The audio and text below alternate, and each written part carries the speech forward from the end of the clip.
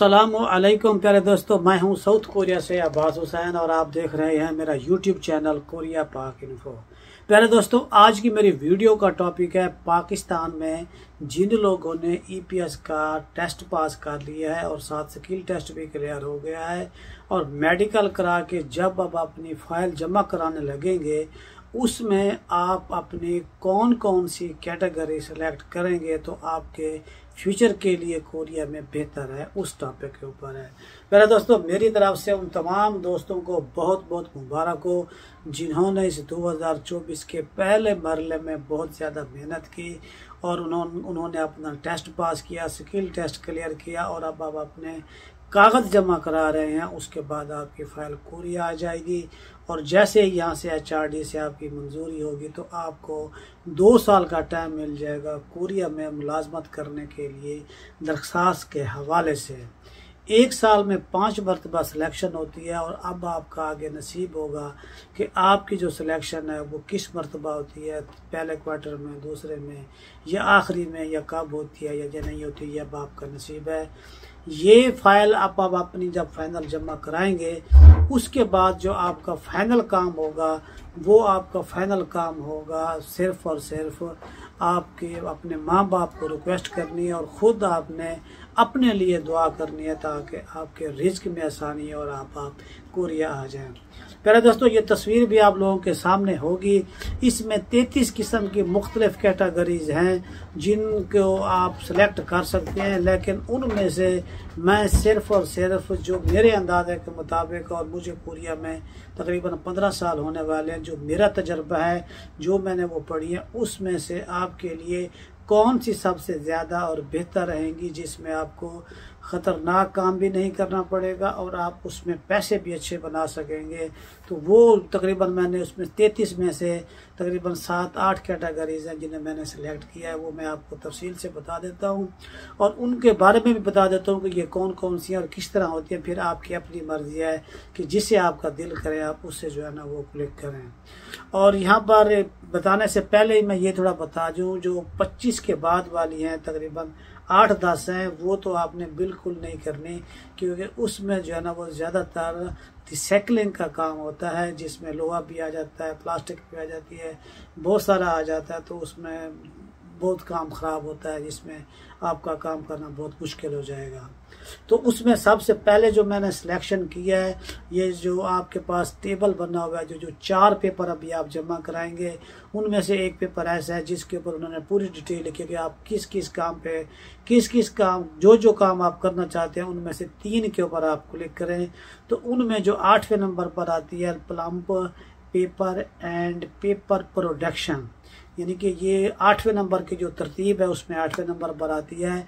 और paper production का काम बिल्कुल आसान होता है कोरिया में, और पेपर भी वो होता है कि जो वॉल पेपर के ऊपर इस्तेमाल किया जाता है। मतलब है कि अब जब मैं आप लोगों के सामने वीडियो बना रहा हूँ तो मेरी बैग के ऊपर ये दीवार है और दीवार को इन्होंने प्लस्तर नहीं किया हुआ, यहाँ पर ये वॉल पेपर लगाया हुआ है, बिल्कुल ये कागज़ की तरह होता है। और बहुत सारी कोरिया में कंपनियों में ये वॉल पेपर बनते हैं और यहाँ पर कमरों में यहीं लगाए जाते हैं। ये आसान काम होता है, यानी कि इसमें भी आ सकता है, पेपर में वॉल पेपर भी आ सकता है, और जो किताबों वाली फैक्ट्री होती है वो पेपर भी आ सकता है। यानी कि पेपर के रिलेटेड कोई भी काम होगा तो वो इसमें आएगा। और यहाँ एक बात ये भी बताता चलूँ कि कोरिया में जो काम होते हैं उनमें जो काम आसान और बिल्कुल आसानी से करने वाले होते हैं वो काम पले पले, यानी कि तेज़ तेज़ करने होते हैं, स्पीड से करने होते हैं। और जो काम ख़तरनाक लोहे के या भारी काम होते हैं वो काम कोरिया में आहिस्ता आहिस्ता किए जाते हैं, क्योंकि वो वज़नी होते हैं और क्रेन ने उसको उठाना होता है और उसमें कुछ भी हो सकता है, तो इसलिए वो काम थोड़ा मुश्किल होते हैं और उसमें पैसे भी सही बनते हैं।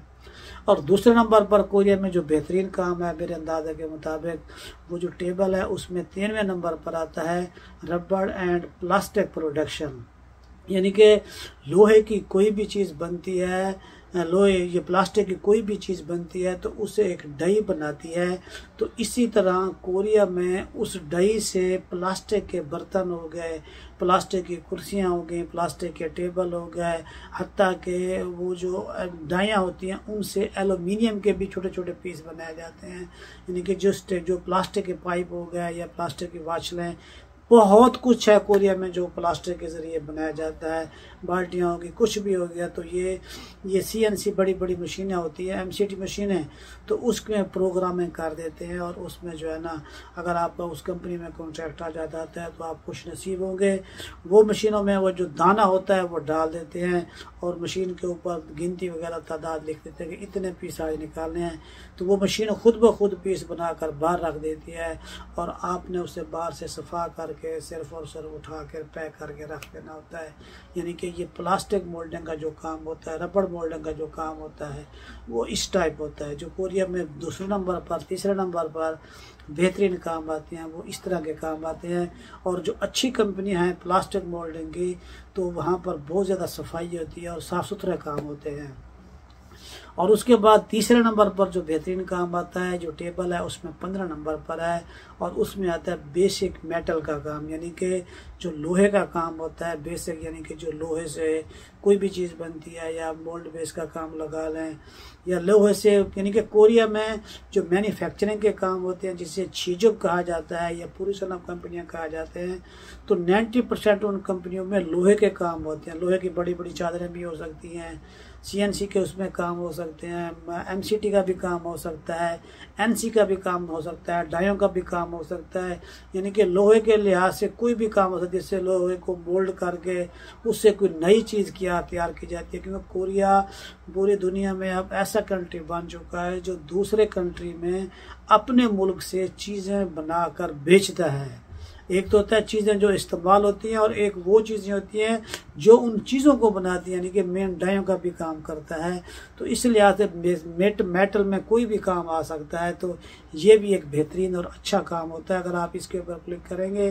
क्योंकि जब मैन्युफैक्चरिंग में कंपनी मालकान जाके बंदों को लेते हैं तो वहाँ पर उनके सामने जब मेटल का होता है तो मेटल सारों को कवर कर लेता है। तो इसलिए इसमें भी चांस आने के भी, कॉन्ट्रैक्ट आने के भी चांसेस ज़्यादा होते हैं। और उसके बाद चौथे नंबर पर है, और जो है ना वो जो टेबल है उसमें 17वें नंबर पर काम आता है electrical component and computer work. तो ये भी काम जो है ना, ये बिजली के रिलेटेड, यानी कि इलेक्ट्रॉनिक्स के रिलेटेड, जो जैसे कोरिया में अब जो पंखे हो गए या LCDs हो गई या रेफ्रिजरेटर हो गया, तो ये LG का जो है ना काम बड़ा अहम समझा जाता है कोरिया में। और बहुत सारे कोरिया में ऐसी कंपनियां हैं कि जहाँ पर ये जो चीज़ें वगैरह बनती हैं तो उसमें जो ये LG है, ये जो कंपनी है ये बड़ी अच्छी कंपनी है। और इसमें जो है ना इस तरह के कंप्यूटर का जो मदरबोर्ड हो गया या कंप्यूटर का जो कीबोर्ड हो गया उसके ऊपर जो प्लास्टिक लगी होती है, इस टाइप के, यानी कि जो कंप्यूटर टाइप काम होते हैं, तो इस तरह का काम भी बहुत अच्छे काम होते हैं। अब इसका मतलब ये नहीं है कि आपको अगर कोरिया में कंप्यूटर चलाना होगा, कंप्यूटर के रिलेटेड जो भी कोई चीज़ें बनती होंगी तो उस किस्म का ये काम होता है और ये अच्छा और बेहतरीन और साफ़ सुथरा काम होता है।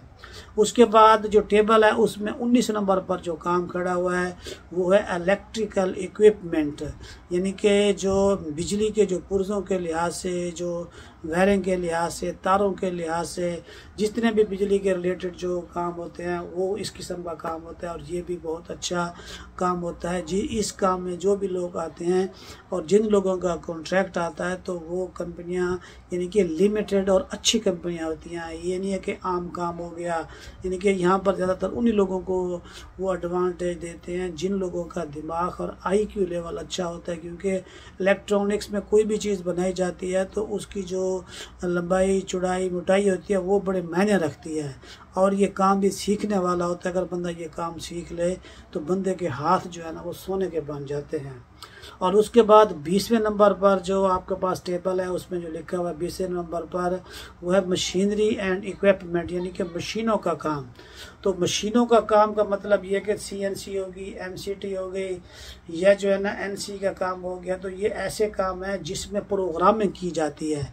वो एक आपको ड्राइंग देते हैं, वो एक नक्शा देते हैं जो आपने उस मशीनों को अपग्रेड करना होता है। तो ये भी कोरिया में उन कामों में शुमार किया जाता है जो कोरिया में आला दर्जे के काम होते हैं, और इन कामों में जो फॉरेनर लोग होते हैं बहुत कम होते हैं, जबकि हमारे पाकिस्तानी तो ना होने के बराबर होते हैं, क्योंकि इसमें दिमाग लड़ाना पड़ता है और काम ये सीखने वाला होता है। ये आम काम नहीं होता, क्योंकि इस काम में जब कोई डाई वगैरह कुछ पीस बनता है तो वो बहुत ज़्यादा महंगा पीस होता है, आम पीस नहीं होता। तो इसलिए ये भी बेहतरीन कामों में शामिल होता है। और उसके बाद जो आपके पास टेबल है जिसके में आपने सिलेक्शन करनी है, तो उसमें एक 21 नंबर पे ऊपर काम होता है motor vehicles and trailer and semi conductor और ट्रेलर वगैरह। यानी कि ये भी एक अच्छा काम किया जाता है। इसका मतलब ये है कि आपको यहाँ पर ट्रेलर वगैरह या आपको कार वगैरह चलानी नहीं होती। इसका मतलब यही है कि आप इसके रिलेटेड जो है ना, जो कंपनियां हैं जो चीज़ें वगैरह तैयार करती हैं, तो उसमें आप लोग यानी कि काम करने के लिए अहल हैं, या उसमें आप अपना अप्लाई कर सकते हैं।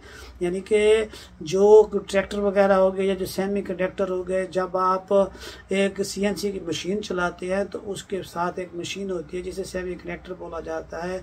तो उसकी जो तैयारी होती है, प्रोग्रामिंग होती है, और जैसे आपका जो ट्रैक्टर होगी या जो CNC या MCT की मशीनें होगी, तो उनके साथ जो एक छोटी सी मशीन होती है, जैसे हम ये कंप्यूटर चलाते हैं, उसके बाद जो डेस्कटॉप कंप्यूटर का जो तो मदरबोर्ड होता है उसके अंदर जो सिस्टम वगैरह लगा होता है, तो ये इस तरह के काम होते हैं। यानी कि छोटे छोटे पुर्जे बनते हैं जो कि बहुत ग्रामों की शक्ल में होते हैं, ज़्यादा वजनी वगैरह नहीं होते। तो ये भी बेहतरीन और अच्छे कामों में शुमार किया जाता है। और उसके बाद जो आखिरी नंबर पर बेहतरीन मैं काम समझता हूँ वो है 26वें नंबर पर जो आपके पास टेबल है, उसमें आता है maintenance and repair service of industrial machinery and equipment.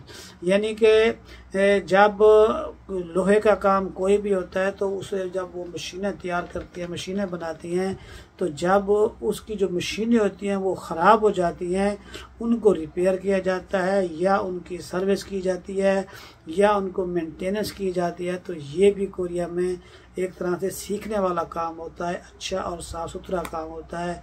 इसमें भी अगर आप अपना क्लिक करना चाहें तो आप यानी कि क्लिक कर लें। अब जितने भी ये मैंने चीज़ें बताई हैं, जितने भी काम बताए हैं, ये तकरीबन 8 काम बनते हैं। मेरी राय के मुताबिक ये सारे के सारे बहुत अच्छे काम हैं। अब आप मुझसे कहें कि इनमें से भी मज़ीद 3 छांटी करें, तो ये फिर आपकी अपनी सवाबदीद है कि आप इनमें से जो करें या आप ना करें, या आपकी मर्जी है। लेकिन जो टेबल के एंड में दी हुई है रिसाइकलिंग के लिहाज से, उसमें जो है ना वो शॉर्टिंग और रिसाइकलिंग के लिहाज से उस तरह के कामों में आप लोगों ने किसी के ऊपर क्लिक नहीं करना, क्योंकि जैसे जैसे काम में जिद्दत आ रही है, इसी तरह कोरियन मालकान जब भी कंपनी के लिए अप्लाई करने के लिए जाते हैं बंदे के लिए, तो वहाँ पर वो पूछते हैं कि आपका काम किस चीज़ का और बंदा किस टाइप का चाहिए। तो फिर वो वैसे ही, अगर मान लगा मेटल का काम है तो वो कहते हैं कि मेटल वाला बंदा चाहे, तो जैसे वो क्लिक मेटल लिखेंगे जो बंदा देते हैं, तो उसमें जिस बंदा ने मेटल को सिलेक्ट किया होगा उसी बंदे की लिस्ट सामने आएगी। और इस तरह जिसने कंप्यूटर का किसी ने किया हुआ है या प्लास्टिक मोल्डिंग का किया हुआ है, जिस तरह मालिक की डिमांड होगी उसी लिहाज से बंदे की सिलेक्शन होगी। वीडियो काफ़ी लंबी हो गई है, माजरत चाहता हूँ। मुझे भी याद रखिएगा अपनी दुआओं में। और जो नए मेरे दोस्त हैं और कोरिया के बारे में मज़ीद जानना चाहते हैं, जो जो आगे प्रोसेस होगा, आगे आपकी सेंडिंग होगी, सारा कुछ होगा, तो जो जो आगे प्रोसेस होगा वो भी मैं आप लोगों के साथ अपडेट करता रहूँगा। दुआओं में याद रखिएगा। एक नई वीडियो के साथ मेरी मुलाकात होगी। अस्सलाम।